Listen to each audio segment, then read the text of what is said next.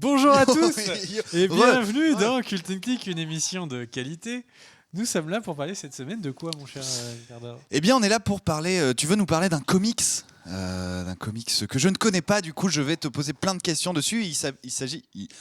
Excusez-moi, c'est compliqué aujourd'hui. Il s'agit de Superman Red Son. Eh bien, qu'est-ce que Superman Red Son ? Déjà, c'est quoi ? C'est Marvel ? Non, c'est pas vrai. C'est DC Comics, la maison qu'on connaît tous pour faire Superman et également Batman. Yeah. Et donc, c'est un comics de 2003, donc c'est pas si vieux que ça. Et c'est un comics dont j'avais envie de vous parler, tout simplement parce que c'est le comics qui a été écrit par Mark Millar. Pardon. Ça fait très, très affiche de propagande, je trouve. La couverture. Ça va être un peu le sujet de la vidéo. Okay. Et eh bien, le truc, c'est que donc Mark Millar, pourquoi est-ce que ce nom résonne eh bien, au fond de plein de personnes ? C'est notamment parce que c'est lui qui avait été aussi le scénariste de Old Man Logan, dont on avait parlé dans une vidéo précédente. Voilà. Alors, qu'est-ce qu'on peut en dire de cette histoire ? C'est quoi l'histoire, ouais ? Eh bien, Superman Red Son. Eh bien, l'histoire, c'est un what if, c'est-à-dire que on prend l'histoire des comics d'un personnage et on Je vais le feuilleter. Et en fait, on part du principe de se dire qu'est-ce qui se serait passé si. C'est un peu une uchronie à l'intérieur d'un comics. Okay. Et donc là, l'histoire, c'est qu'est-ce qui se passerait si bien, Superman arriverait sur Terre quelques heures après l'heure à laquelle il est arrivé dans l'univers qu'on connaît.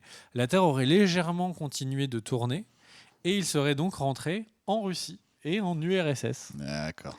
Et donc, qu'est-ce que serait devenu Superman dans l'URSS de Staline ? Eh bien, c'est ça que veut développer ce comics. Comme Old Man Logan, et comme je vous en avais parlé dans une précédente vidéo sur Old Man Logan, Superman Red Son est assez relativement poussif au début, comme Old Man Logan.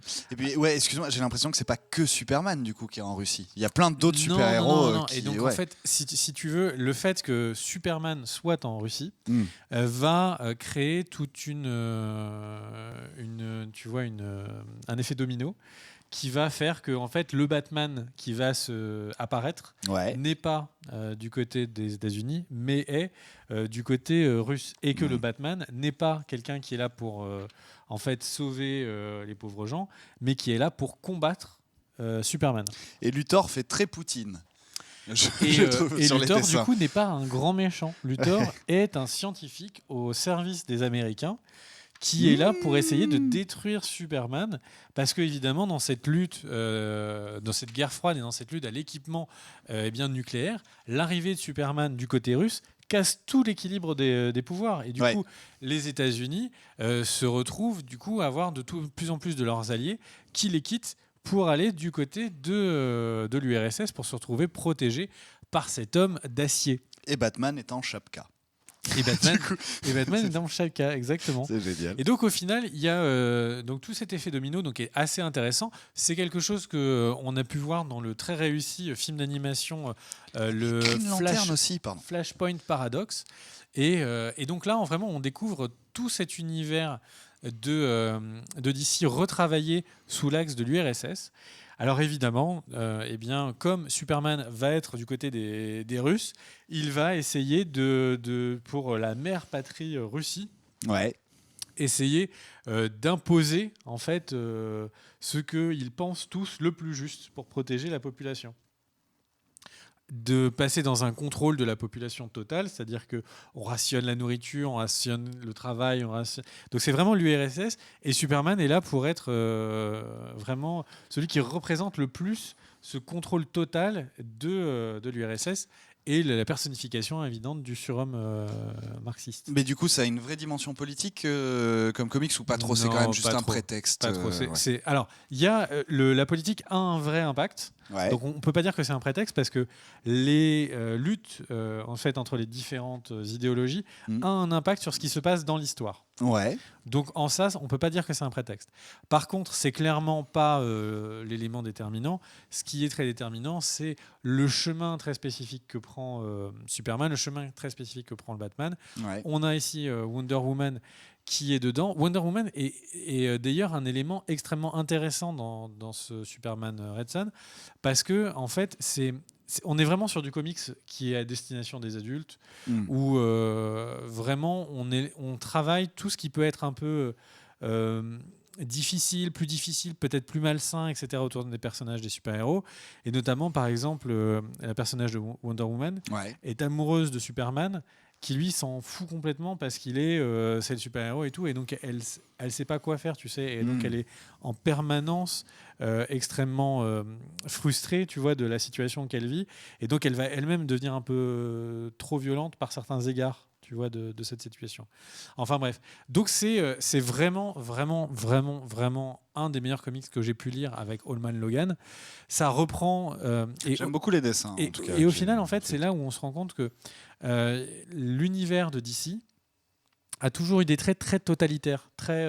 C'était vraiment, tu sais, la Métropolis, donc la Métropolis, qui est donc la ville imaginée de Superman, a souvent pris des traits qui ressemblaient beaucoup à l'imaginaire nazi. Tu sais, avec vraiment un espèce de design complètement démesuré, où les hommes sont tout petits et il n'y a que quelques super-héros qui sont de la taille, tu vois, des villes. Et tu vois, l'individu est cassé face à l'environnement.